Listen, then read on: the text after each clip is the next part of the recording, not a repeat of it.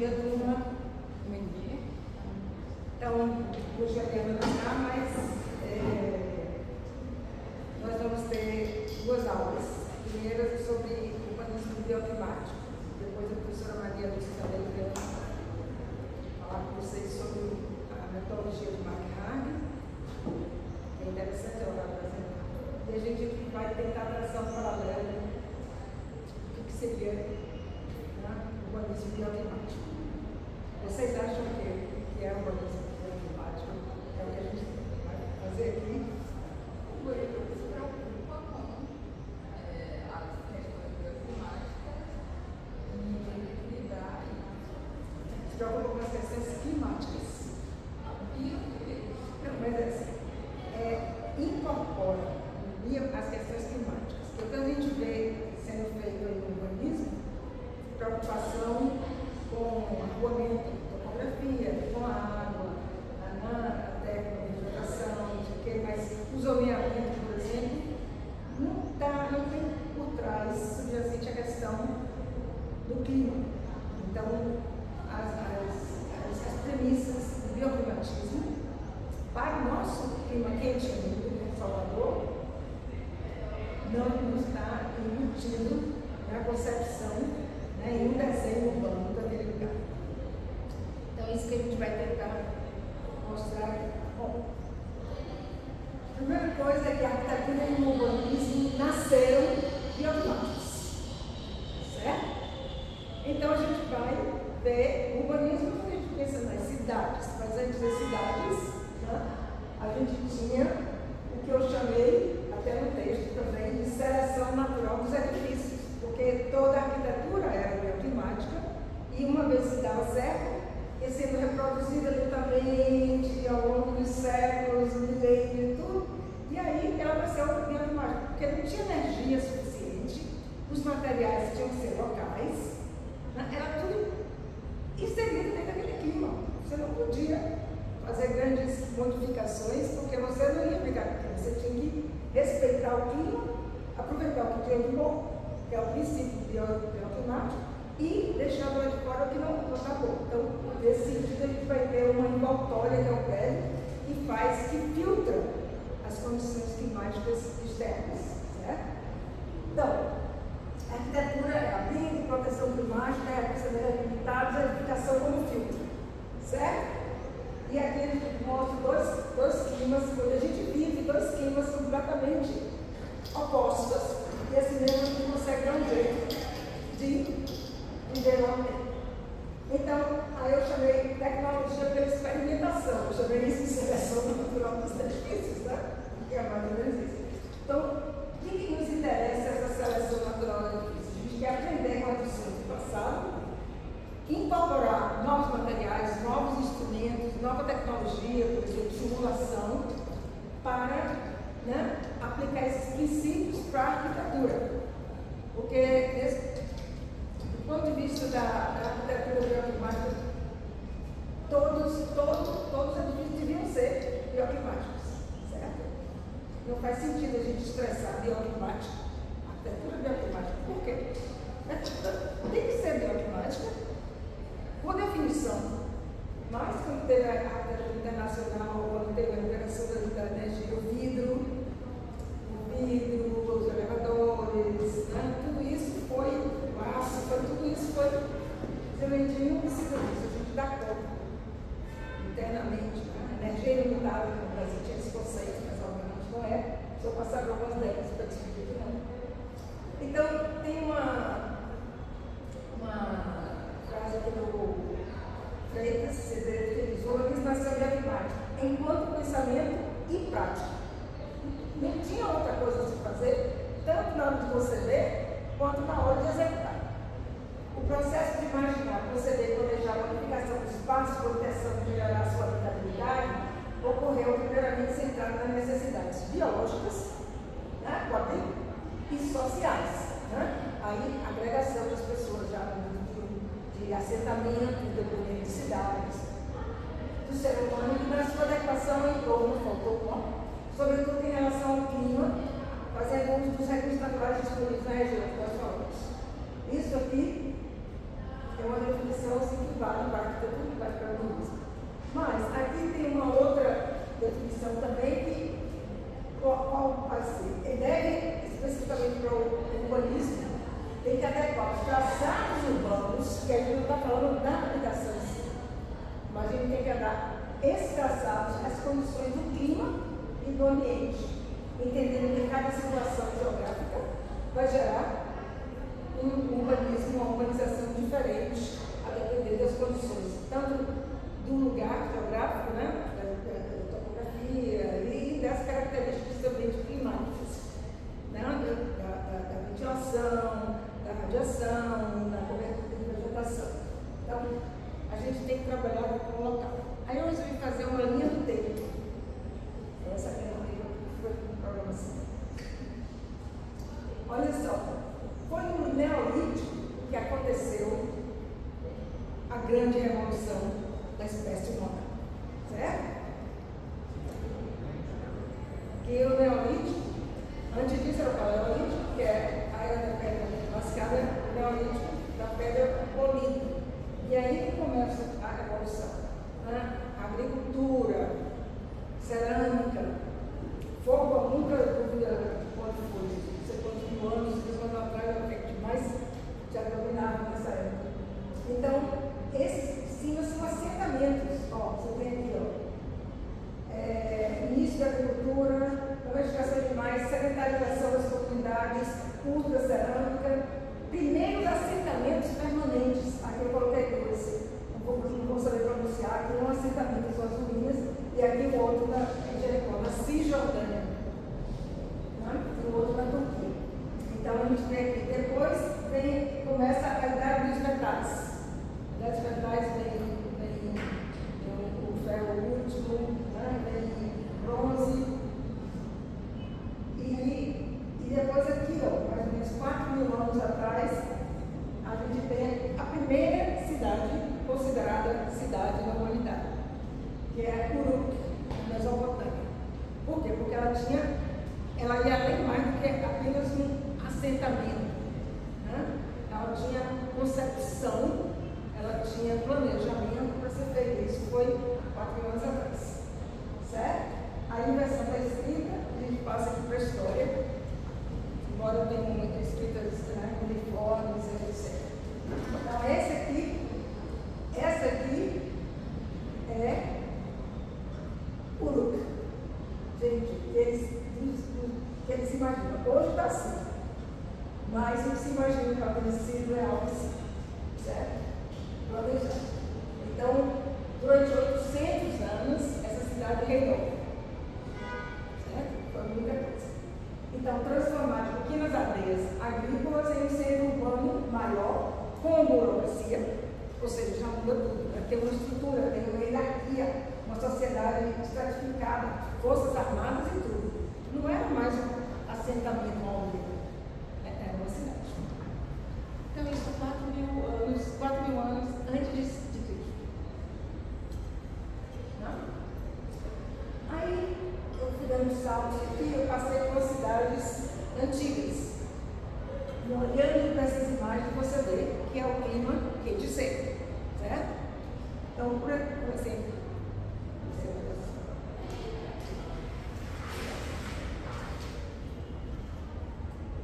olha, isso aqui, Matmata na Tunísia. Isso aqui, eles têm casas aqui acima do Caim, mas tem habitações trogloditas, até comunitárias, tipo um lugar cerimonial para casamentos, casa do lado, não sei o quê, porque o clima é muito seco, certo? Eles tinham que se proteger dos ventos, do pó, então eles iam descer. Mesmo construindo casa de cima, muita gente ainda mora aqui, capital do Iêmen, Sanaa, você vê, olha os prédios, gente, tudo com terra, feito de terra. Tudo feito de terra. Uma das antigas também, Alepo,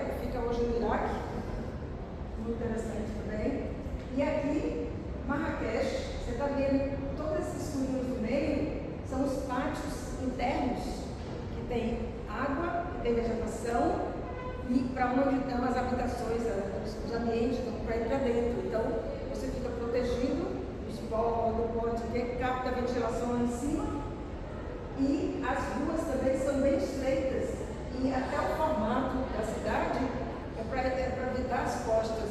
A Marrakech fica na beira do oceano, então dá para as costas dos ventos que vêm do deserto e capta os ventos que vêm. Então, olha as ruas. Ruas de 2,5 metros mais ou menos. Ruas. Aí aqui a gente vai dar um salto também. Também tem uma quinzena aqui nos Estados Unidos. Já no século XII aqui. Século XII. Olha esse, que fantástico. Veja bem. Eles tinham várias cavernas dessa lá no Oeste. Várias cavernas. Mas eles escolhiam aquela que estava voltando para o sul. Porque o percurso aparente do sol é para o sul. E aí, quando é verão, essa borda aqui serve como uma marquise no verão. E aí o sol não entra. Mas quando é inverno, o sol está mais baixo, ele entra. Certo? E, além de tudo, atrás tem essa montanha enorme que protege da uma massa, né, térmica, e os ventos do norte, os ventos frios vêm do norte. Então, eles podiam ter escolhido errado. Então, isso é um ato de arquitetura. Não, é uma decisão consciente. Aqui, poema bonito como está hoje, mas era uma cerca muito grande, assim, cidade. Aqui está os poemas, tudo de barro. Veja, as aberturas como são pequenas, não tem telhado porque não tem chuva, né? As paredes são grossas, tá vendo? Eles não precisam de ventilação como a gente para nos dar um conforto térmico. Eles só precisam de ventilação para tirar o ar que já foi usado, renovar o ar dentro dos ambientes. Alto, não precisa passar sobre o público. Então eles não precisam de tanta ventilação. O que eles precisam é, como as paredes são grossas, a radiação solar atinge de um lado, quando a temperatura dentro de casa, a temperatura fica mais baixa. Fora está alta, dentro de casa está mais baixa. Aí, à medida que, por condição, esse calor vai passando na parede, as pessoas da parede. 8 horas depois, o calor chega na superfície interna. É noite. O que aconteceu com a temperatura lá embaixo? Caiu 20 graus ou mais. E eles precisam do calorzinho. Então, você vê que não faz sentido ter janelas grandes, porque se tiver janelas grandes, vai ter uma troca entre o exterior e o interior e não protege. Então, aí foi desenvolvido desse jeito. Aqui. Lembra que eu falei daquela cidade de Matmata? Aqui, ó. Aqui é Hadesh, também na Tunísia. É assim. Cavaram uma grande área e aqui, aí a gente fica pensando, como a gente está no clima quente e úmido, fica pensando, não tem bicho, não tem certa umidade. Não tem. Esse é o ponto. Não tem umidade. Olha aqui dentro.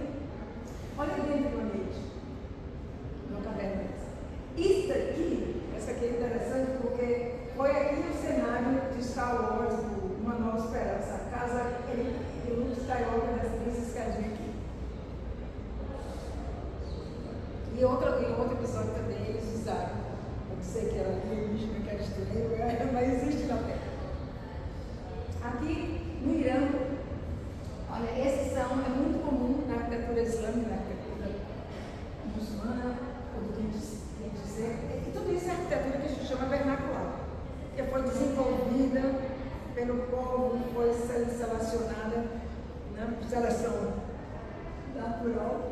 Então, está vendo que esse captador de vento é unidirecional, esse é multi. Onde quer que o vento venha, ele está pegando o vento e trazendo para dentro.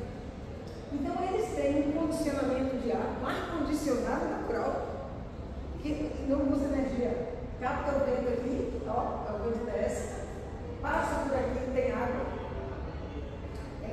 aí essa água que ele desce, porque a umidade é muito baixa. Aí ele é distribuído e sai aqui no pátio. Esse pátio ainda tem água também, né? E você vê tudo dá para esse lado. Então ele fica aqueles retângulos que a gente viu lá na Marrakech. Aqui também isso é super interessante. Lá no Irã, eles falam, como é que eles captavam água? Eles têm montanhas com neve, né? E aí eles traziam água e colocavam reservatório que ainda no verão ainda usavam o vento para resfriar o reservatório. É muita tecnologia, né? arquitetura vernacular. Olha aqui uma casa mais nova, mas no mesmo princípio, certo? Água, vegetação, tudo aberto para esse pátio. Já entrou no pátio, tem meio que um espelho d'água, né? Aqui tem espelho d'água aqui, ó, né? Porque precisa umedecer. Enquanto que a gente aqui precisa do contrário. E faz o único jeito de desumidificar o ar. Infelizmente, é muito difícil em gerar o ar condicionado. E isso a gente não quer. Aqui temos das estratégias das cidades. Olha, cidade antiga de Varanasi na Índia. Tá vendo? Você observa que já mudou. Índia não é mais quente seco, mas você observa que tem varandas mais abertas, né? É tudo muito mais, as janelas são maiores, tá vendo? É bem diferente. Aqui também na Tailândia, tá vendo? Você tem o quê aqui? Sombras legais gigantescas, bem inclinados, sombras palafitas. Você tem aqui muita sombra e aberturas, permeabilidade ao vento. Isso já mudou o clima, porque a gente comeu. Aqui na Tailândia é uma casa tradicional, aqui uma casa popular também na Tailândia. Olha essas casas tradicionais da Indonésia. Isso aqui, isso aqui é uma vila. Eles construíram assim. Então, olha só, tudo como aberto, elevado, porque o chão é úmido. Então é muito interessante o que dizem a variedade. Né? Esse aqui é o Xingu, também é uma arquitetura vernacular muito interessante, adequar as condições. Essa palha aí protege da chuva, mas deixa passar vento. Eles dormem em redes, também porque a gente passa por todos os lados. E aqui em Cachoeira é uma casa com uma também temos. Aí, por causa dessa ideia de que toda arquitetura tem que ser bioclimática. Por que a gente fica insistindo em chamar bioclimática? Aí eu escrevi esse artigo, acho que foi em 2009, resgatando a arquitetura bioclimática, que é a relação vida-clima e tem que dar uma resposta arquitetônica. Então foi um jeito que a gente encontrou para lidar com as condições físicas e ambientais e climáticas do local. Aqui o professor Rafael Serra, que é fantástico, é a arquitetura consciente do lugar e do clima, aperfeiçoa sua relação com o ambiente para o próprio desenho arquitetônico. Isso é a própria edificação que está respondendo às condições climáticas para melhorar o conforto ambiental com o mínimo de energia. Então é conforto ambiental e eficiência energética. E aí eu escrevi assim compreendida, por princípio, toda e qualquer arquitetura deve ser bioclimática, ou ao menos ela deve ser. Certo? Aí a gente fica estranhando porque a questão climática não está inserida dentro da maioria das propostas dos projetos. E aí, como é que essa arquitetura bioclimática se insere no quadro mais recente, mais ou menos da década de 70 para cá? Por que a década de 70? Porque até 1973, a gasolina era muito barata. Com o primeiro choque do petróleo, que foi em 1973, foi criada a OPEP, né? Chega no mundo de petróleo barato. Agora, aí foi um impacto. Aí todo mundo correu, e agora? Energia não é mais barata, o que ele vai fazer? Aí começaram a desenvolver essas visões, mais aqui, ó, tem tanta arquitetura solar quanto arquitetura solarizada. Solarizada é aquela arquitetura mesmo que incorpora alguns equipamentos para melhorar. Essa aqui, a arquitetura solar, está tentando responder, os problemas da Califórnia, tentando responder, porque é muito quente, aí tentando responder com a arquitetura, utilizando a arquitetura solar. Só que eles se esqueceram que também ela não pode só aquecer. Quando chegou no verão, terminou por causa do clima, que passa o tempo frio, vamos botar energia para aquecer. Mas superaquecer, então não deu muito certo, mas foi. Esse logo a seguir, a gente passa nos anos 80, a arquitetura que a gente chama bioclimática. Retoma o conceito. A partir de estudos de pessoas desde a década de 60, isso nunca é assim estranho.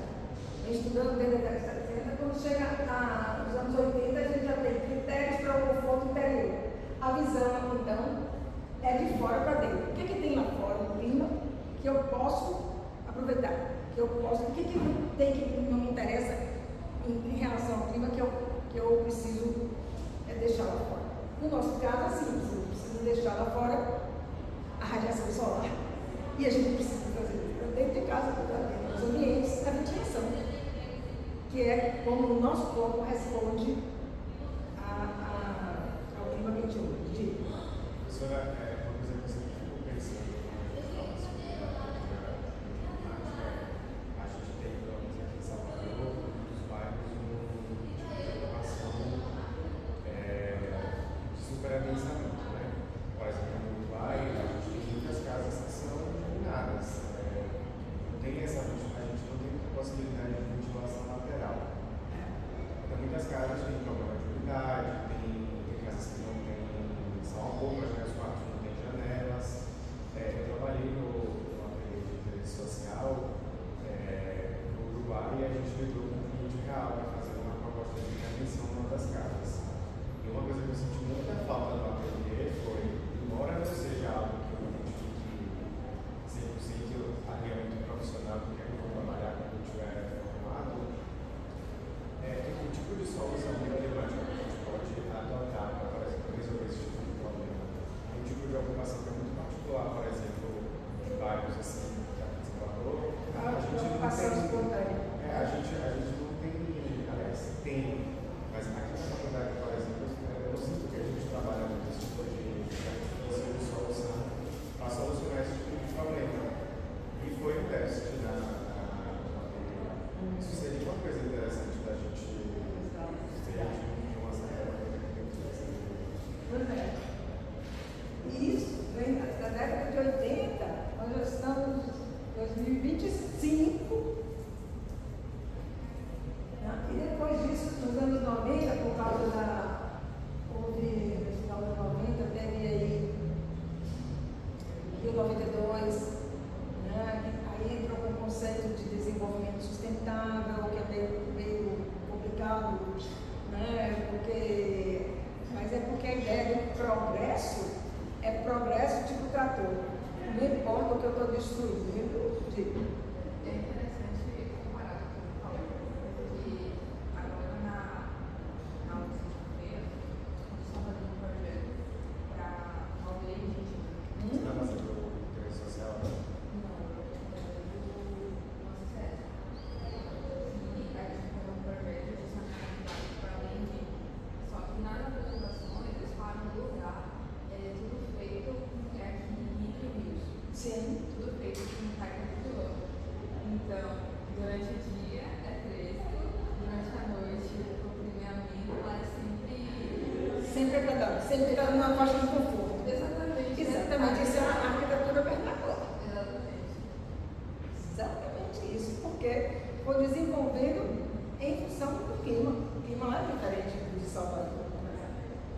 Então aí você tem redução, a visão aqui, que antes era só de fora para dentro, passa a ser também de dentro para fora e de fora para dentro. Ou seja, toda a arquitetura, inclusive sustentável, que já vem a partir do final da década de 90 e dos critérios do tripé ambiental, social e econômico, tem que ser primeiro bioclimática. Certo? Não faz sentido eu fazer uma arquitetura chamada de sustentável se eu estou gastando milhões para montá-la. Não pode ir. Então a gente tem que pensar nessa sequência. Então, naquele parte do conceito de conforto ambiental, eu gosto desses três e mais economia, mas a gente não trabalha com a economia.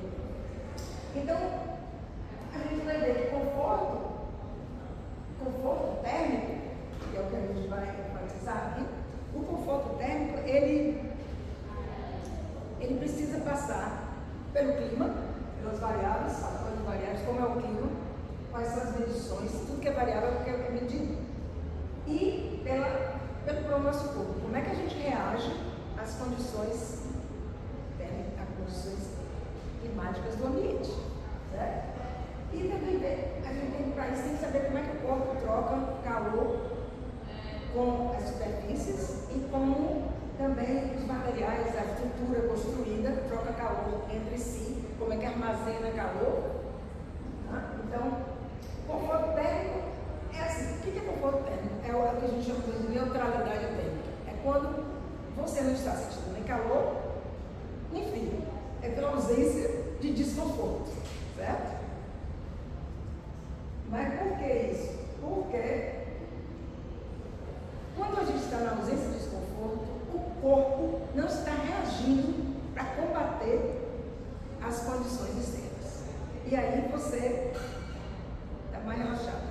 O sangue pode ir para a cabeça, a gente pode pensar, pode trabalhar. Mas se tiver muito calor, você tem o sangue sair da cabeça para combater, para poder dispersar, para dissipar esse calor.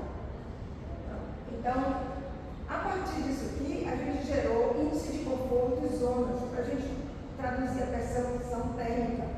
E são 4 variáveis, não é só a temperatura. Então, todas elas são integradas. A gente, nosso corpo, nossos sensores da pele levam a informação ao hipotálamo. O hipotálamo vai processar a informação e aí você sai da resposta. Estou com calor, estou com frio ou estou em conforto? Não estou em desconforto, certo? E, então, nesse sentido, a pele é o principal órgão de termorregulação que a gente tem, certo? Se fosse um clima quente e seco, seria diferente, se fosse um clima frio, seria diferente, assim vai. Então, olha só, essa aqui é a distribuição de temperatura no corpo. Você vê que é maior calor está centrado aqui nos órgãos vitais, né, no corpo. Porque a gente não pode passar muita temperatura nem para cima nem para baixo. A gente tem que ficar com uma temperatura interna de 37 graus. 37 graus é a temperatura interna. Porque os nossos órgãos trabalham muito isso. Os nossos órgãos trabalham bem nessa faixa, certo? Mas a gente, por outro lado, a gente é uma máquina térmica muito ruim. Só 20% do que a gente produz de calor. E como é que a gente produz calor? Pelo metabolismo, pela digestão de alimentos, né? Assim como as plantas também pela radiação solar. Então a gente gera alimentos, a gente processa, metabolismo, uma parte vai para realizar o trabalho e a maior parte vai para manter a temperatura interna e a maior parte a gente tem que dissipar.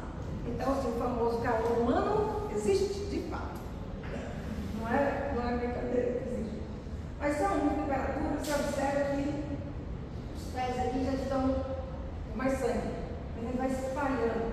E quando a 37 graus já está muito quente, socorro, preciso me espalhar, já que a pele é o principal órgão termorregulador, eu preciso me espalhar, eu preciso, né, me abanar na atitude voluntária, eu preciso me espalhar para que qualquer ventinho que passa por toda a pele, por cima, por baixo do braço, aí refresca, porque tira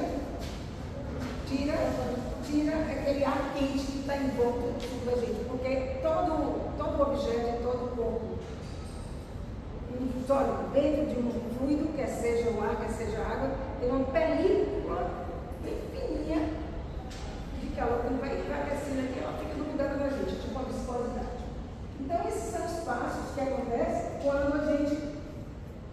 quando a gente está em tensão térmica positiva, estresse térmico, né?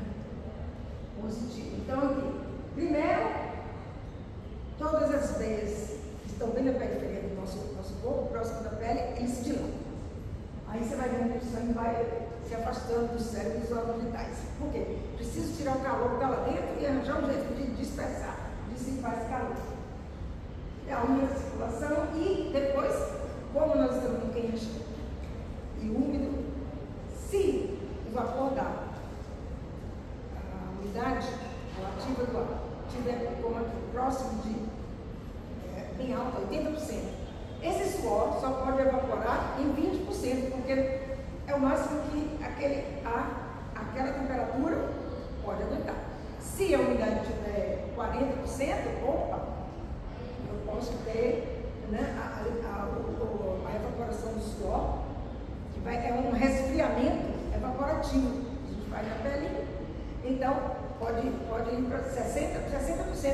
ficar suado. Por isso que o clima quente seco, você não fica suado, apesar da temperatura ser mais alta do que a que nós temos. Nossas temperaturas não são altíssimas, são médias altas, mas a gente tem a umidade alta e isso, sabe? Eu vou falar para vocês, não só a temperatura, a umidade é outra. E o vento que tira, que faz a gente perder esse calor mais rapidamente, é outra variável. Então a velocidade do vento importa, especialmente no nosso clima, na zona ocupada. Certo? Já no frio, ao contrário, a pele vira uma espécie de cortiça, para que não saia calor, engole todo, né? Aumenta o metabolismo, você fica com vontade de comer coisa mais gordurosa para botar a máquina para funcionar. E aí, quando não tem jeito, a gente começa a se movimentar. Por quê? Porque a atividade física, ela aumenta a produção de calor. Então, se eu perguntar para vocês que estão sentados, se vocês estão sentindo um pouco de fogo, né? Talvez alguns digam que sim. Mas se perguntar para mim, eu vou dizer que não. Só quando vem porque eu estou me movimentando. Isso faz toda a diferença. Então, a segunda pele da gente é o quê? A roupa. Né? A primeira pele, a segunda é a roupa. Então, aqui, né? Você tem a roupa aqui a roupa medida em cloro. Esse aqui está 0,15 cloro, mas ninguém ensina a roupa. Aqui já está meio cloro, aqui está muito baixo da gravata. Aí eu fico pensando no pessoal que anda lá pelo comércio.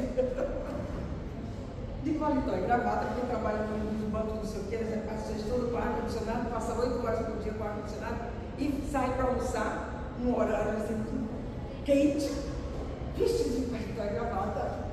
Aí, o calor é nada, né? Não deve passar bem. Então, a outra coisa é a atividade, né? Aqui, né? Então, os objetivos são sexo, idade, saúde, alimentação, vestuário e atividade. E as variáveis ambientais, né, são aquelas que a gente mede. Então, a gente, quer dizer, isso aqui foi a gente medindo lá em frente ao parque da cidade. Essa aqui é a estação, duas estações dessas lá cantinho, mas já tem muito tempo. A gente fez várias medições pela cidade. Então, a temperatura do ar todo mundo sabe, é o primeiro indicador. Umidade relativa a gente já viu, velocidade do ar também, e o outro é a radiação.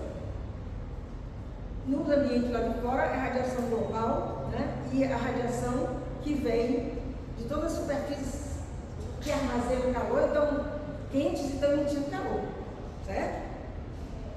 Então a gente transforma essa radiação, que é medida por esse termômetro de globo, a gente transforma isso numa temperatura assim. O calor elevou a temperatura, que é o termômetro aí dentro, elevou essa temperatura a tanto.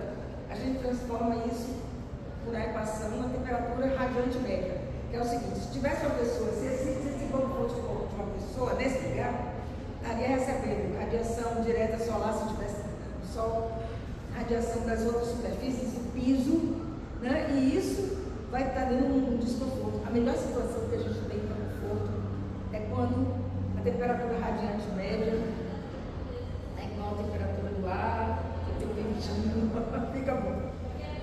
Tanto que agora na Europa eles estão usando, nas casas mais novas, eles usam tubos embaixo do piso, tubos na parede com água quente ou pode ser água fria. Então, quando está verão, passa água fria, aí as paredes ficam frias e tiram o calor do nosso corpo por radiação. A gente manda a energia, o calor do nosso corpo para eles. E quando está frio, é o contrário, água quente, aí a parede te aquece. Em vez daqueles sistemas de insuflar, como os ar-condicionados que a gente tem que fica jogando, se você acontece que você está na frente dele, você está gelando. Então essas 4 variáveis aqui, a gente vai transformar em índice de conforto. Aqui são as atividades, dadas em watts. Na medida que você vai aumentando a atividade, tem subido escada também, atividades físicas. E aqui, gente, atitudes voluntárias. Olha só, adoro essa foto. Mas eu tirei uma lá no comércio que eu vi as pessoas bem assim, mas eu não achei, mas eu coloquei a foto. Olha só, as pessoas estão fazendo o quê? Pegando carona na sombra do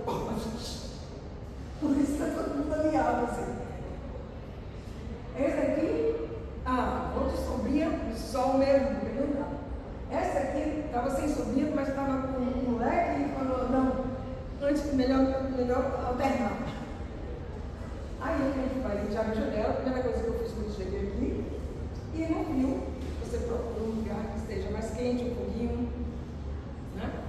Então a gente tem esses índices de conforto, né? O que é?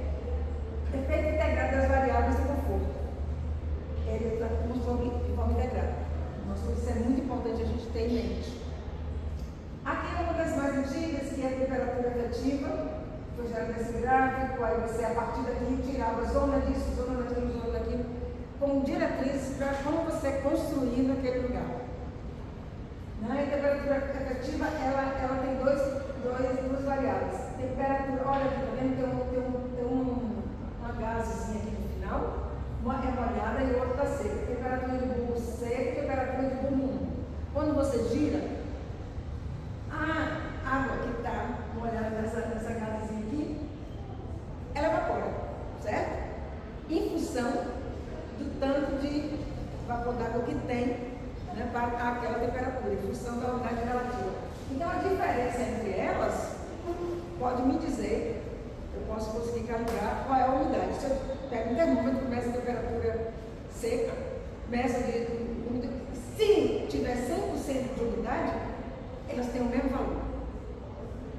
Certo? Então, vou chamar isso de ciclômetro.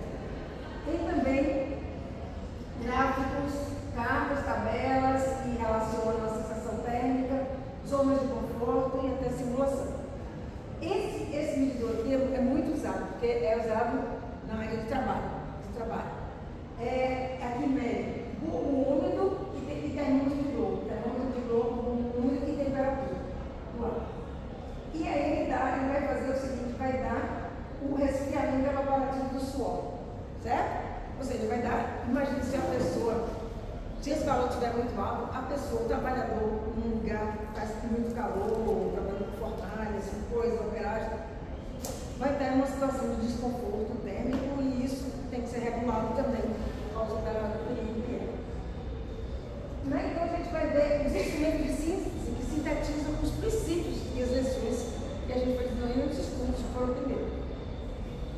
E aqui, um dos primeiros estudiosos, o Victor, ou os irmãos Owen. Aí ele resolveu fazer uma carta. Primeiro ele foi o criador da expressão projeto bioclimático, porque ele estava querendo, vamos resgatar isso aí, vamos logo fazer. E foi lá, em 63. Ele fez uma carta aqui no livro dele, Design of Climate, projetando o clima. É de 63. Aí a gente vai para a bateria aqui no projeto e as pessoas ainda não pensam, não colocam o clima como uma variável importante. Aí ele fez então, olha só, aqui está a umidade relativa, ele estabelece aqui para outro clima, para pessoas que estão aclimatadas a outras regiões geográficas, né, temperado. E aí ele diz daqui para baixo, tem que ter sol, daqui para cima tem que ter sombra. E essa bolinha aqui é a bolha do conforto. Se eu combinar essa umidade com essa temperatura aqui, eu vou ter conforto. É a probabilidade mais alta. Para a gente, talvez não, talvez a gente tivesse que subir mais um pouco esse gráfico. Mas essa zona, eu também posso permitir uma temperatura mais alta. Não posso permitir uma temperatura mais alta. Olha a bolha aqui. A bolha subiu para a zona de ventilação. Se eu tiver introduzido o fator ventilação. Aqui é a ausência de ventilação. Certo? Esse é o gráfico dele, é mais complicado. Aqui tem ventilação, isso aqui tem limite. Aqui está a unidade relativa aqui, temperatura do ar. Então ele fez uma carta para a habitação moderada com um flor de roupa e atividade sedentária leve, a pessoa estando a 300 metros de altitude, porque as condições psicométricas mudam com a altitude. Aí, lá para 1968, se me falha a memória, que eu botado aqui, Ivone escreveu, ele trabalhava na Universidade de Haifa, Israel, ele teve aqui no Brasil. Eu conversei com esse homem, acredito? Ele não para aí. Ele criou a Carta Geoclimática, usando esse livro aqui. E essa Carta Geoclimática já te dá as estratégias e as diretrizes de como fazer o seu projeto e pensar no seu propósito. Olha só, o 1 é a zona de conforto. O 2 aqui é a zona de ventilação. Certo? Aí vai cada um. É necessária a ventilação para Aí, se eu subir para cá, se eu tiver isso aqui, é a unidade relativa, 100%, tá vendo? Essas curvas. Isso aqui é uma carta psicométrica. Aí ele traçou aqui. Então, a partir de. Ó, esse aqui, assim, é a temperatura de bulbo 1. Aqui embaixo, a temperatura de bulbo C. Por exemplo, se eu pegar esse ponto aqui, de 100%, a temperatura do bulbo 1 vai estar igual ao valor que está aqui de bulbo 1, não sei, porque não pode evaporar mais nada. E você pode obter também a razão de umidade, aqui já é o sol. É o quanto de vapor tem em 1 kg de ar seco. Né? Então, isso aqui ele pode fazer. Aqui funciona no 3, resfriamento evaporativo. Porque a umidade está mais baixa. Então tem um potencial maior de evaporar. E aí vai, zona de umidificação, do 6 aqui, está muito baixa. Zona de massa térmica para aquecimento, é o 7. Aqui, ó, a temperatura está ficando mais baixa. Aí aqui eu preciso fazer o que a gente sempre fez, né? Mas a gente pode também usar um zona de aquecimento passivo, o 8. Passivo quer dizer que eu não uso energia operante. Então, todo sistema passivo é isso. O sistema ativo é quando você usa energia operante. E o 9 usou aquecimento artificial. E tem um ponto aqui, e a partir dessa temperatura para cá, tem que dar a partida para cá, tem que dar isso. Aí, ó, a zona de ventilação, tá vendo ela aqui? A 2. A gente só pega uma parte aqui e uma partezinha aqui. Soma 2. Tá vendo? A gente está pegando 38% em conforto, 62%. quem diz que é esse matemático não acontecer. Aqui é o número de ponto. Aqui você tem que pegar os dados medidos e jogar aqui. Se você tiver o TDU, você joga aqui. Se você tiver a unidade, você joga aqui. E você sai traçando essas linhas, esses pontinhos aqui. E aí você vai vendo, tá vendo o TDU aqui, ó, 20, tá vendo? 20, seco 20. Por quê? Porque está na curva de 100% de umidade. Certo? Então, aqui tem os dados. Esses dados foram um ano típico medido, foram 8.760 horas analisadas com a técnica estatística que dá o ano de referência para Salvador. Mas assim, tirar os picos, ondas de calor, é como se fosse uma coisa típica. Mas se a gente tem ano de calor, à medida que a urbanização vai crescendo, permeabilizando, removendo a vegetação e corte, né, acabando com o sombreamento, as árvores não retiram a radiação solar do ambiente, vai piorando. Então, isso aqui é uma ideia. Então, aqui, olha, tá vendo? A partir desse ponto aqui, acho que é 20 graus, aqui, 20 graus, acho. Aqui é sombreamento, tem que estar sombra. Daqui para cá tem que estar sombra, senão você não aguenta. Porque a temperatura vai subindo, a 40, 50, certo? Está mais ou menos aqui, 20 graus por aí. Então a gente tem um potencialzinho de ventilação, junto aqui, ó, ventilação, massa térmica, massa inércia e resfriamento evaporativo. Pega um pouquinho disso aqui também. Aqui como é que eles fazem? Eles traçam. Agora, essa carta aqui já é da norma brasileira, esse 1220 de 2005, essa parte 3 da norma, onde ele define o zoneamento bioclimático do Brasil. Agora, ainda está em processo de melhoria, de aperfeiçoamento, porque observe que Salvador está na mesma categoria da Zona 8 que Belém, a região amazônica. E a gente sabe, e não é bem assim, que em Belém as pessoas marcam. Aquelas não se encontram, não é pelo relógio, não. Ah, depois da chuva, porque chove todo dia.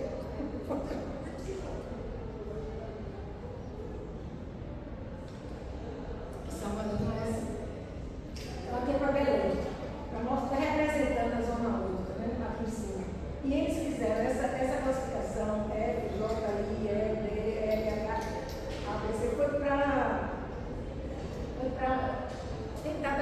adaptando as normais climatológicas das cidades, né? E aqui tem para o diagrama de fome, mas com uma pequena variação. Então, essa aqui são as características: ventilação e sombreamento, que é o que a gente falou. A gente precisa de vento e a gente precisa deixar a radiação solar lá. Então, abertura de ventilador grande, sombreamento também, sombreado é coisa. A gente não quer que, como eu sempre conto a história, a gente não vai deixar a radiação solar entrar de graça e para sair a gente tem que pagar. Esse é um caso. Uma tia minha que foi no Egito, aí que as pirâmides foi aquela mandada de caminho. Aí quando vai pega $1, assim. Aí agora chega, eu quero descer. $10. É a mesma coisa mesmo, com a radiação solar. Não paga nada pela entrada, mas na hora de tirar, a conta fica. Então, vedações externas, parede refletora, parede refletora, pode ser um pouquinho, pode ser um pouquinho médio também.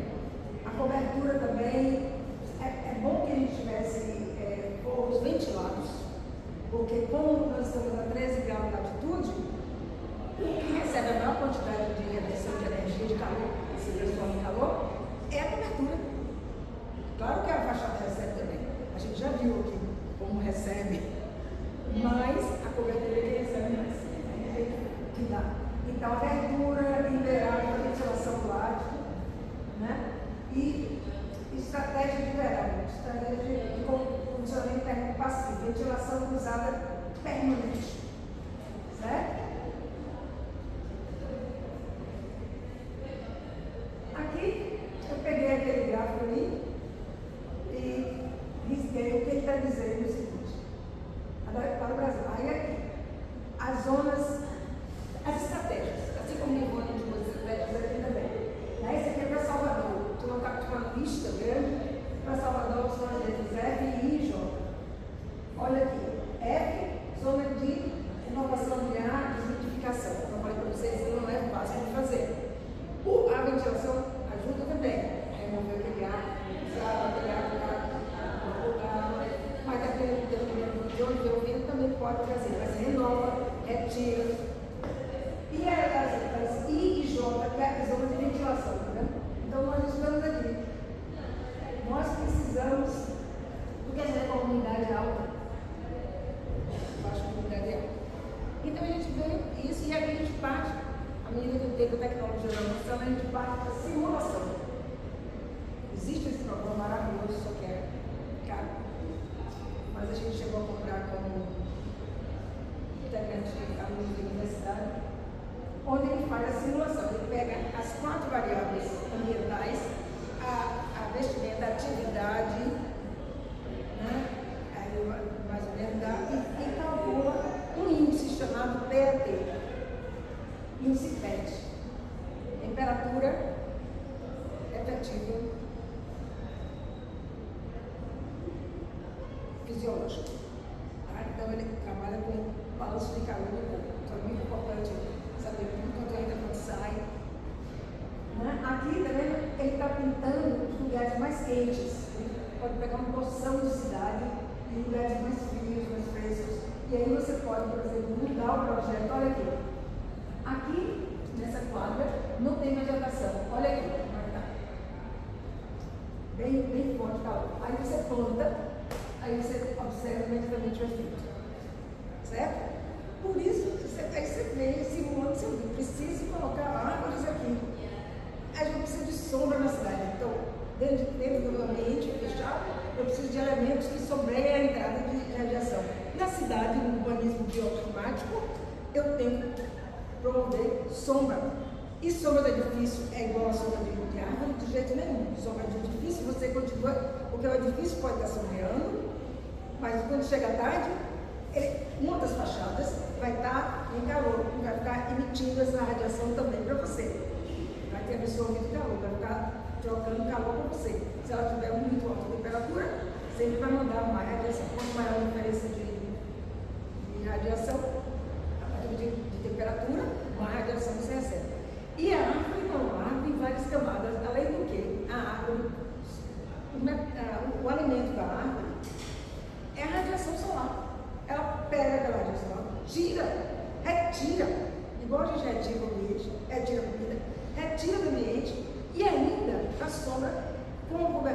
várias camadas que passam o ar ainda e não deixa crescer o solo. Então ali, você tem uma árvore, 2, 3, você começa a produzir um deslocamento de um ar que foi produzido naquele lugar por causa de diferença de aquecimento, é ali que gera uma diferença de pressão, e a pressão sempre caminha da pressão maior para a pressão menor. Então, se estiver perto de água, você vai receber aquele nível de mais fresco que foi produzido ali embaixo, sobre a água. Certo? Então, aqui, aí eu voltei, peguei a arquitetura atual.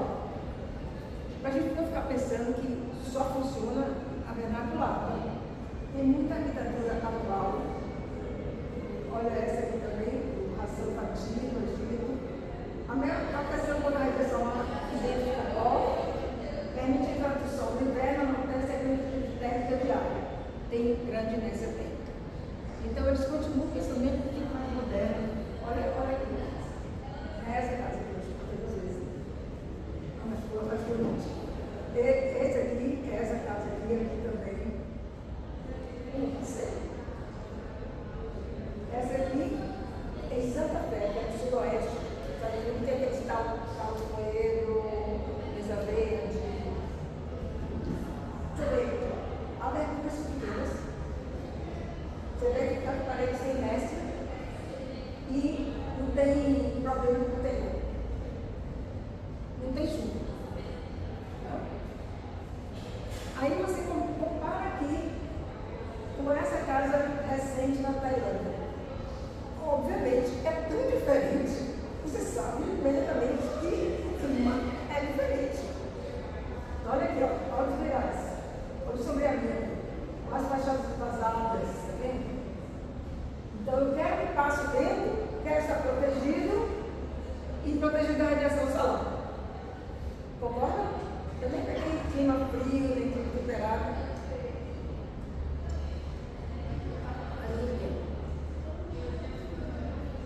Então aqui, a ventilação é aproveitada pelos diversos elementos apropriados, especialmente a parede que respira. Aqui, tem uma segunda camada, tá vendo? Tem uma parede aqui e outra aqui, o ar sobe por aí, esquenta aqui com essa parede e vai retirando calor da pessoa. Técnicas passivas no clima quente e úmido. Aqui também, olha, grandes beirais, aberturas, casa elevada, porque tem muita chuva também. A gente também tem na região amazônica, tem as casas palafrias. Essa aqui também, na Malásia, mesmo clima, quente e úmido. Sudeste asiático, é todo o mesmo clima. Singapura, aqui na Indonésia também, você vê um telhadão, mas todo aberto. Olha só o ambiente criado. Transparente. Então, a nossa estratégia tem que ser transparente ao vento, o vento precisa passar, e ao vácuo, a radiação sobe. Essa é a nossa estratégia. Isso aqui agora é o Brasil. Tem essa casa folha, ela ainda nos fez. Os alunos, vocês sabem. Quantos milhões? Mas é interessante, ó. Ela não tem corredor. Ela é toda aberta assim, tá vendo? Olha aqui, uma das folhas.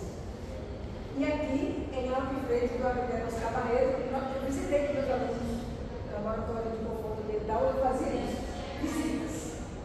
E essa aqui vai além do bioclimático, ela já é sustentável, porque você tem piso preparado, material é tijolo ecológico, muita realidade e tudo, tem teto de iluminação por cima, então tem energia solar para aquecer água, como uma pequena casa assim, tem só 2 quartos, eles não queriam precisar de fotovoltaico, mas tem árvore, tem etc.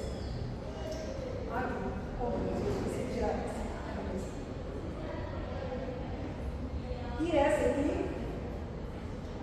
do Francis, Burkina Faso. Essa é Blitzer. Foi? Ele ganhou, acho que. Não, Pritzker. Da arquitetura. Isso aqui, olha essa escola. Olha só. Olha sobre a água. E não tinha muito dinheiro. Olha a porosidade ao vento. Os toboggãs. A gente pode usar muito como. E a gente vai desenhar isso, faz máscaras, ilustrações, muito tipo de quase montar as paredes. Fantástico.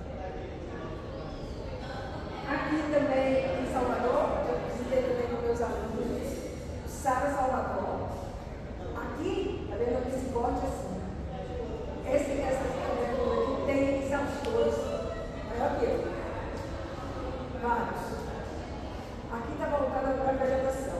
Então, suga esse ar que vem debaixo das árvores, que é um ar com uma temperatura mais baixa, passa por um chuveirinho de água, caminha por toda essa tubulação aqui e é distribuído no ambiente, e depois que é distribuído, ele sai pelo cheque que é vazado, mas também ele se preocupa, sai a ventilação, mas ele não deixa entrar a radiação solar. Nem chuva. Esse aqui é o Rio de Janeiro, mostrando aqui. E aqui é o estado de Salvador, fantástico esse. Então assim, a gente chega aqui no Salvador, né? Sobe aqui o percurso para ir de sol para Salvador, e estão mostrando aqui as temperaturas, como as temperaturas se distribuem ao longo das horas. No período do verão. 6 meses inclui no verão. E já os 6 meses inclui no inverno fica um pouquinho mais clarinho aqui, margenzinho, temperaturas principalmente de manhã um pouco mais baixa. Por quê? Porque a radiação solar ainda não aqueceu suficientemente o solo para aquecer o ar. Aqui é a frequência de ocorrência dos ventos em Salvador. E eu achei esse gráfico aqui, a frequência mensal de direção do vento. Esse aqui é o Nordeste, tá vendo? Ele sopra mais nos meses quentes. Por isso ele, muito tempo, era tido como o vento principal. Mas olha só, o vento sul é o oposto. Olha o vento sul aqui. É o vento que vem. Vem de frente e forte.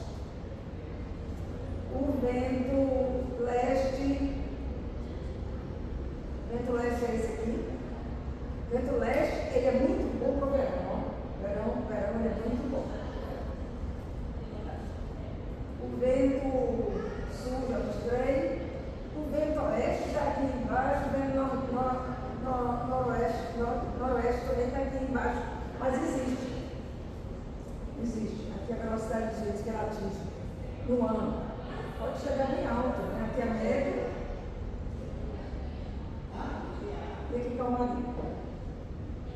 Então, qual vai ter esse estudo aqui? Que é? Sudeste é esse aqui, cadê? Esse aqui, do Bolinhas. Aqui. Não, peraí. Aí é sudoeste. Sudeste é essa linha aqui. É esse aqui. É o mais constante. Por isso que é o vento predominante. Certo? É esse aqui. Por isso que a gente busca vento pelo sudeste. Por exemplo, aqui é o leste. Então, essa sala para mim, eu teria que abrir ali. E é o vento sul e pega também o sudeste. Certo? Indo lá para cá. Aqui também pega o sudeste. Mas assim, mas a gente pode começar a utilizar. A gente podia ter perto. Aqui foi um estudo feito sobrepondo, olha, aqui os ventos no período de vermelho é verão, amarelo é primavera, verde é outono, azul é inverno. Certo? Aí aqui também é um ambiente, aqui é o piso, esse ambiente está aberto, né, rebatido, a superfície, e você vê para cada orientação, 45 graus, norte, olha norte. Não entra vento, não entra sol de verão. Né? E aqui não entra sol de inverno e inverno. Aí você tem que deixar no lado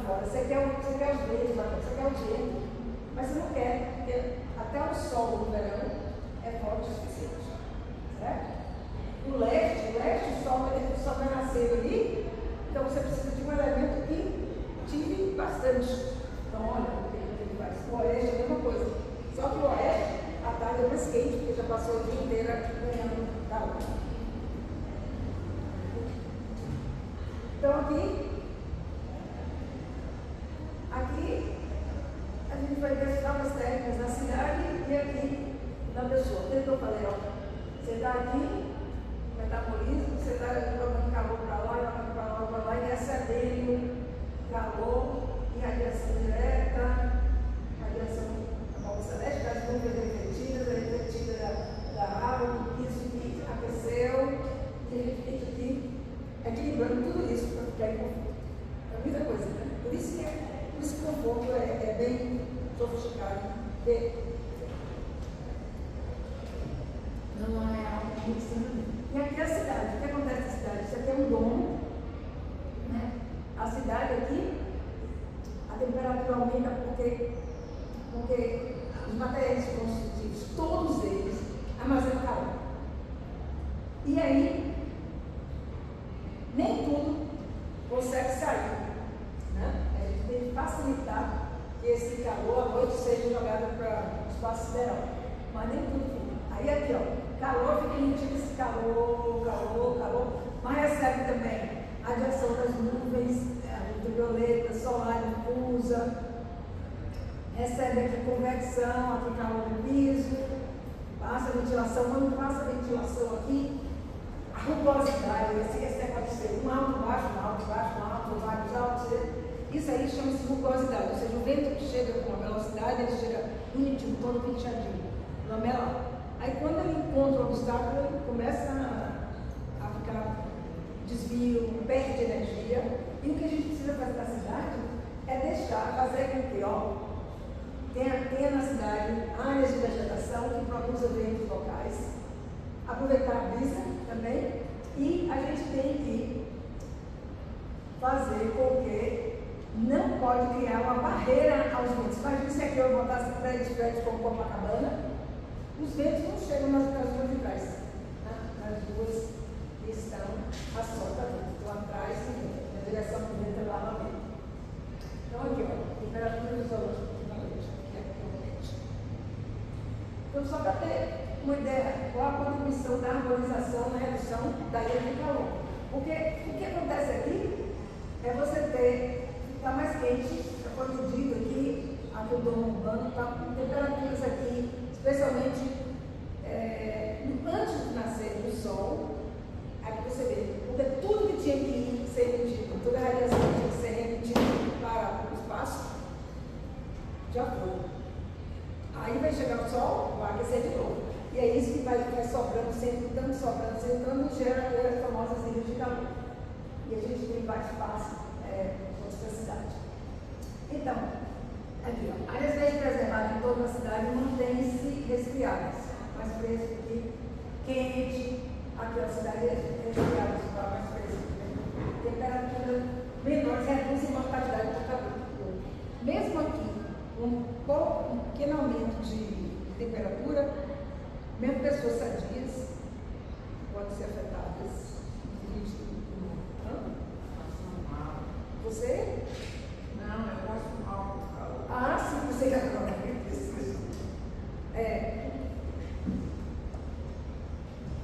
Eu também, mas por isso que a gente tem o calor absorvido pelos edifícios, superfícies pavimentadas não vegetadas é irradiado para o ambiente. Então isso aqui não forno. E o que a gente precisa é preservar, né? Deixar caminhos para a ventilação passar, para inclusive, como a gente precisa de vento dentro do ambiente fechado, a gente precisa de vento na cidade. Então, quando você vai fazer um urbanismo bioclimático, você tem que descobrir os caminhos do vento, preservar, colocar vegetação, bolsões de vegetação para produzir mais ventos locais, absorver a radiação solar, produzir sombra, botar um pedestre para andar em áreas protegidas por sombreadas, pedestre e ciclista. Né? Então, a gente tem que ir aplicando os mesmos conceitos para o urbanismo. Olha aqui, você vê como aqui uma árvore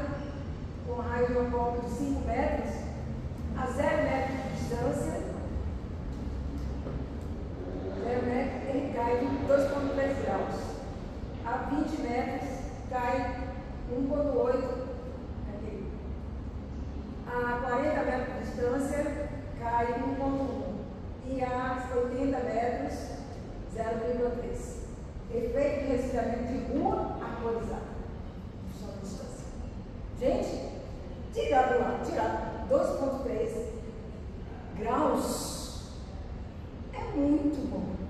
Gente, se a gente tivesse 2 graus abaixo aqui, não é?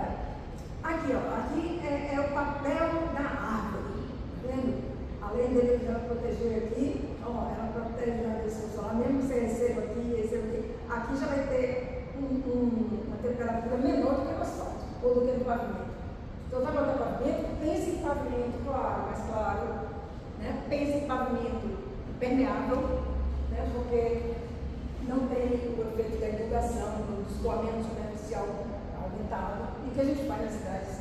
Tira as árvores, tira a área de vegetação, despenetração, sujidade e pavimenta, concreta, asfalto. É isso, quando põe viaduto elevado, faz um BRT que não poderia passar nem os 2 requisitos para se colocar um BRT, que é ser flexível, esse concreto é inflexível, é totalmente rígido, desmatou, e a outra coisa, custou. O BRT tem que ser barato, e aqui é o mais caro do Brasil. Então, só por esses 2 critérios, o BRT está condenado. Fora que ele acabou com a vegetação e ainda encapsulou parte do rio, que já tem gente sentindo os pontos. Então, aqui, ó. Aqui mostra uma variação se você tem árvores isoladas. Aqui é a Lúcia Mascaró que fez esse estudo. Agrupamentos heterogêneos, quando vai cair, e agrupamentos homogêneos. Então, aqui já é o princípios bioclimáticos para o desenho urbano da professora Marta Romero, da Universidade Brasileira. Olha aqui, os ventos, tá vendo? Eles caminham pelos vales, eles caminham pelo leito dos rios, eles caminham pelas ruas, se não tiver leito de rio, ele é, como eu digo, o vento é preguiçoso, é o lugar mais fácil, ele passar, ele passa. Ele é preguiçoso. E a outra coisa, além de ser preguiçoso, ele é muito volumoso. Por que o vento é volumoso? Porque se ele passar por cima do oceano, ele fica umedecido. Se ele passar por cima de uma via de asfalto quente, sem sombreamento, ele vai aquecer, ele vai ficar mais seco, ele vai aquecer. Né? Se ele passar por cima de uma área de gramada com vegetação, ele vai ficar mais ameno. Então a gente não quer fazer isso na cidade. Por exemplo, por que os locais onde as pessoas estacionam carros tem que ser de asfalto não poroso? Hoje já existe asfalto poroso, concreto poroso. Na Europa estamos usando muito, né? E a gente nem fala. Né? Então, assim, por que não colocar um semi-impermeável, pelo menos a água infiltra? Né? Por que não colocar na lei de uso do solo que as novas construções têm que coletar água de chuva e o excedente infiltrar profundamente para fazer a recarga de energia freática? São coisas simples. Por que não aquecer água com energia solar até um certo tanto? Tem cidades, sim, no Brasil que já colocaram isso no código de obra. Então, você vê aqui, ó, dependendo da direção do vento, você vê que a topografia vai se inventar assim, ele tá, esse aqui vira esse trecho aqui, a barra dele, esse soltamento, ele não está conseguindo retirar os poluentes, porque o vento faz isso. Na nossa casa ele tira o ar usado, os ambientes. E na cidade, além de refrescar, ele remove a poluição. Retira a poluição. Então aqui, ó, aqui já é diferente, aqui, ó, ele está vendo que ele está caminhando, aí tem um morro, ele sobe. Por quê? Porque a história dele ser preguiçoso, ele vai. Aqui mostra que árvores também tem um outro papel, que é de, dependendo das folhas, né, ela consegue também os pós, os resíduos do ar e limpa um pouco o ar. Ele também a chuva que eles caem, deixa de ficar, né, da poluição dos carros, das folhas. Então aqui está mostrando que aqui é a produção, ó, aqui está mais fresco, aqui é asfalto quente, e é uma produção de vento. Porque quando o asfalto está quente aqui, esse ar sobe. Aí aqui fica com menos pressão do que aqui, porque o ar quente está sempre embaixo. Lembra do ar condicionado, onde é que fica o ar mais fresco embaixo, aí ele aquece só. Então aí aqui está com mais pressão do que aqui, aí joga para lá, produz um oásis, né? De frescor. É isso. Aqui o que acontece com a ventilação na cidade? Né? Porque ele vai encontrar prédios. Aqui, prédios tipo feito pilotis, então ele passa por baixo, ele divide, passa por cima e passa por baixo. Para ele passar por baixo, essa vazão aqui, ele precisa aumentar a velocidade. É por isso que se você tiver um condomínio que não fecharam, e você fica lá, você é criança, lá um vento que joga tudo no chão, tem que prender as toalhas, né? Mas aí as pessoas vêm por causa disso e fecham. Aí põe um blindex, põe um elemento desse. Aí ninguém aguenta ficar lá, porque não pensam no sistema de ventilar sem perturbar a atividade que querem fazer lá. Não. Aí fica todo mundo fica do lado de fora. Tem uma maravilha, fica do lado de fora. Não tratam nem a acústica, nem pensam no projeto da estadia, do fechamento. Gente, o projeto não pode ser duas linhas de alumínio, pode falar com a cara, então o Blindex e fecha uma com outra. A gente tem que pensar nisso. Teve uma época aqui de arquitetura mais regionalismo que a arquitetura era feita, e aqui a gente tem alguns exemplos de Salvador, era feita pensando na orientação, no local, etc. Né?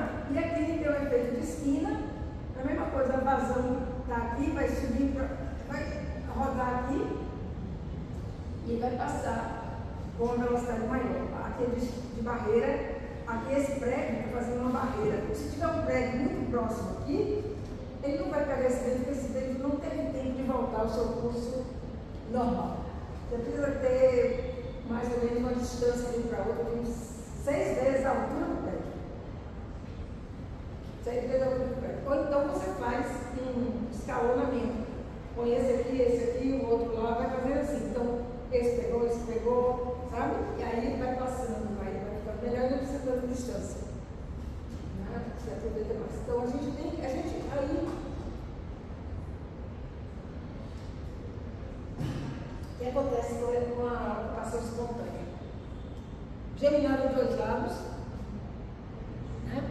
Só tem janela na frente que às vezes dá poente, não tem proteção na janela, às vezes tem uma varadinha, às vezes não tem nem isso. E o terreno do fundo, muitas vezes, também vai ser construído para os filhos, para outras pessoas, tinha uma árvore, tinha duas, já não tem mais. E realmente é uma condição que não dá para você descansar, né? Repor sua força de trabalho. Além de passar 2 horas, 3 no transporte, com habilidade ruim, você vê como é desgastante. Aqui também tem os seus efeitos, esquina, vento canalizado, olha, tá vendo? Umidade não ventilador, porque o vento passa paralelo, certo? A primeira umidade recebe todo o impacto que produz sobre o vento. Esse aqui recebe, mas quem está para trás não. Ajuda a receber os ventos no verão, aqui fica melhor, porque você pode ter essa distância aqui, ele pode permitir voltar e aproveita mais. Então tem que ter vento variável, muito difícil de trabalhar. Mas o que a gente pode fazer é analisar o entorno, pegar as grandes direções que nós sabemos que existe, vai existir mais um pouco, mas ela não é tão frequente. Então não importa para a gente, a gente vai construir algo sólido, concreto, vai ficar lá por muito tempo, então não importa para a gente pegar os ventos, os ventos que tenham mais frequência que acontece na nossa cidade. Aqui é uma zona crítica, esse aqui também é zona crítica, na serviço esse ano, coletor, são alguns estudos da professora. E aqui,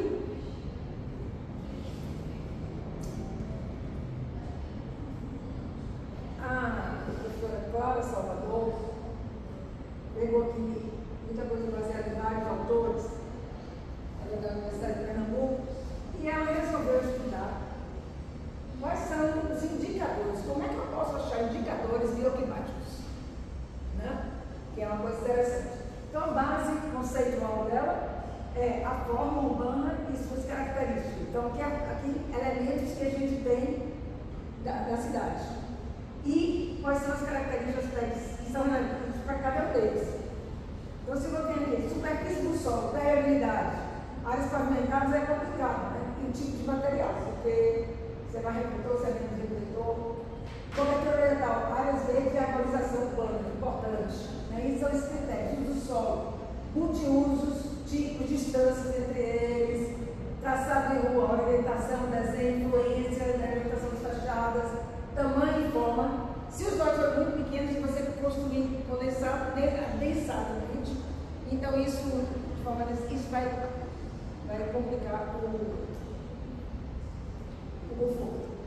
Aí, quais são as orientações bioclimáticas? Ela está tomando tanto o meio natural, que é o nosso caso. A gente tem uma área que não é uma área sem ocupação para se estudar, que é um método diferente, mas ela já somou aqui o meio natural com o urbano, porque existe. Então, aqui as orientações bioclimáticas são para localização e orientação do terreno, veios predominantes, menor radiação é norte-sul, topografia, lembrar da drenagem, escoamento, não atravessar, cuidar disso, botar um pouco mais alto, favorecer o solo permeável, né? Para estimular a drenagem, substituir superfícies pavimentadas por permeáveis vegetadas para reduzir a reflexo da radiação solar e o calor, estimular espaços livres entre porções para que a ventilação seja conduzida. Se a gente constrói densamente, o vento não vai chegar. Então, a gente tem que analisar a topografia, o ditado, por exemplo, lá no Pelourinho, lá na Pedro Pascal, por exemplo, é no topo, na comeada. E atrás tem um grande vale. Então, os ambientes da frente da rua não tem tanta ventilação, mas os de trás, e se a casa for bem vazada, pega e consegue, apesar de ser somente, são geminadas dos dois lados. Volumetria, priorizar afastamento de edifícios para penetração do vento, favorecer a configuração com altura diversificada, estimular espaços sobre áreas, edificações com formas alongadas, no sentido leste-oeste, porque o sentido do leste-oeste é mais difícil, porque se o sol nasce ali, ele vai subindo até chegar a essa altura que eu não estou vendo mais, tem que botar uma parede vertical, algo aqui, vertical. Ou então, eu vou botar um elemento aqui, quebre, né? Então, lotes mais largos que compridos, né? Para a gente pegar os ventos. Aí, ela criou indicadores. Então, para cada aspecto, aproveitamento do sítio. Aqui ela criou 4 indicadores e mostra o que ele está analisando. Densidade, ela criou mais 3. Aí ela pega os indicadores aqui. Forma e orientação, ela tem mais 3. Aí é o traçado, ventilação, tamanho de forma, influência da forma e orientação, contra a insolação. E a capacidade de permeabilidade do solo, a taxa de impermeabilidade, ou seja, você tem que botar isso aqui muito baixo. Índice de filtração, taxa de escoamento superficial, de evaporação, rua com atividade aqui, a drenagem, aproveitamento da atividade para usos urbanos, influência da atividade da ventilação das quadras, espaço aberto com a margem dos corpos d'água, dentro. Aí, em cada um desses, aí ela criou um peso de pé. Aí eu fui botando que é cada um detalhadamente, né? Tá vendo? Para cada indicador, ela fala primeiro o que é, detalhe, o segundo, terceiro e quarto. E depois disso, ela mostra a matriz, a matriz do aspecto 1. Aí ele pega aqueles indicadores e coloca CA é corpos d'água. Corpos d'água com 10 metros de largura. Aí ela ME é mais eficiente. Mais eficiente, ME. Se você tiver um corpo de 10 metros de largura, você tem que deixar para ficar mais eficiente 3 metros, 3 vezes mais. Se ele for maior, você tem que colocar também maior área de proteção. E assim vai. Se ele for maior ainda, tem que colocar maior. E assim vai. Aí, adequado ficaria com valores mais ou menos também iguais, né? Aqui é maior do que isso e aqui nesses valores. Aqui é inadequado. Aqui é para os itens 3, 2, segundo e terceiro. Aí tem aqui os critérios e características. Aqui a densidade de valores identificados, aí ela vem com o peso enorme. Taxa de ocupação, o que é mais eficiente ou adequado, o que é inadequado, maior, taxa de ocupação maior que 90%, não pode. E aqui, como é que a gente tem lá na área de ocupação espontânea? É taxa de ocupação, ela não precisa. Muito. Quando não são as casas, os telhados, passei, havia taxa de ocupação muito. Então, solo pavimentado, olha quando para ser mais eficiente, tem que ser bem pouquinho. Certo? Aqui já se extrapolou. Coeficiente de aproveitamento, taxa de solo natural, gabarito, ela faz uma continha aqui.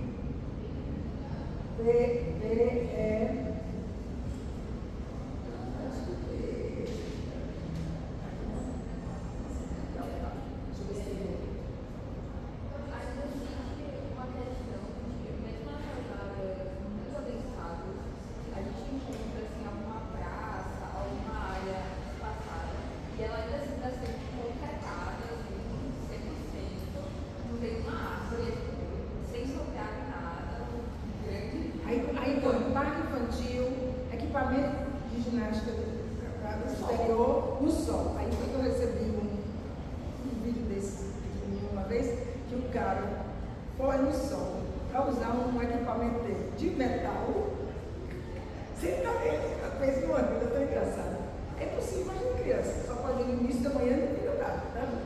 Inclusive, essas novas academias que eles estão ao ar livre, Sim. eu já vi na orla e assim, em algumas áreas, 100% sem cobertura, tudo de metal. Tudo de metal. Pegando a mão. Quem é que vai conseguir pegar aquilo, gente? Metal é a necessidade para esse carro. Então, aqui, recuo frontal, R é recuo frontal, recuo lateral, aqui é a continuação, né? Ainda a altura das edificações, largura das vias, veja a largura das vias.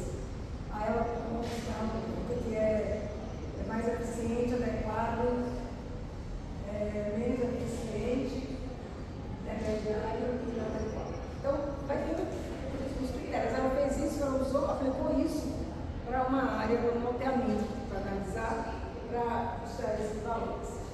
E o sétimo indicador é aqui, espaços abertos, pavimentados, sistema viário. Só 20%. Né? Ocupação de massa construída, só 50%. Espaço aberto, solo natural, pavimentado, sem construções, aí o mais eficiente. Né? Então, vai dando, digamos assim, uma ideia. Por aí você vê como a densidade excessiva já ficou no pior quadro. Isso não é ciência de foguete. Aqui tem outro aspecto 3, que é 8, 9, 10 indicadores. Aqui, forma, traçado, ventilação, tamanho e forma do lote, influência da forma de orientação do edifício. Aí ela vai deixando depois dar o critério, né? Áreas sinuosas ortogonais, aí ele vai dizendo sinuosa com baixa densidade de ocupação do solo, tamanhos de formas diversas das edificações, né? É exatamente o contrário. Formas compridas, menos eficientes. Fachadas com lados maiores no sentido norte-sul. Muita gente só pensa em abre para a rua. Não importa se for pior orientação. Aqui continuam os últimos indicadores, taxa de atividade, infiltração, correspondente superficial e taxa de evaporação. A porcentagem de água pluvial que será evaporada, escoa e vai mudar os lugares. Tem aqui a matriz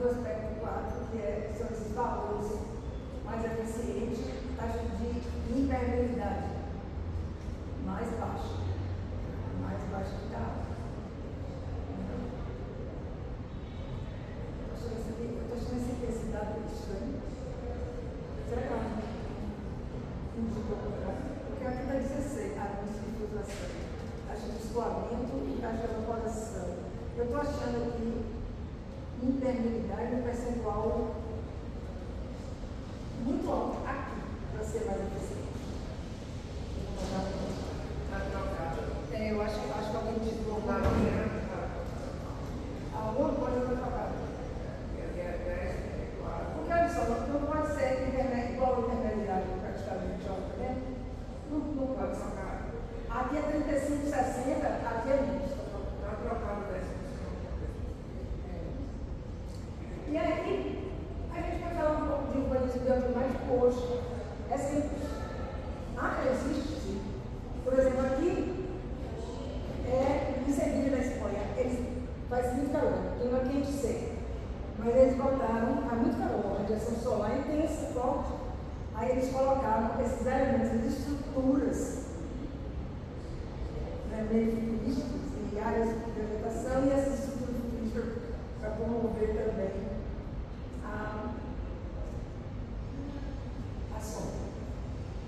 Aí ele criou uma área histórica de condições climáticas benefício a longo prazo para o reconhecimento da cidade do clima. Então, aqui a criação habilidosa do microclima. Né? É comércio, turismo e não sei o que eles fizeram. É isso.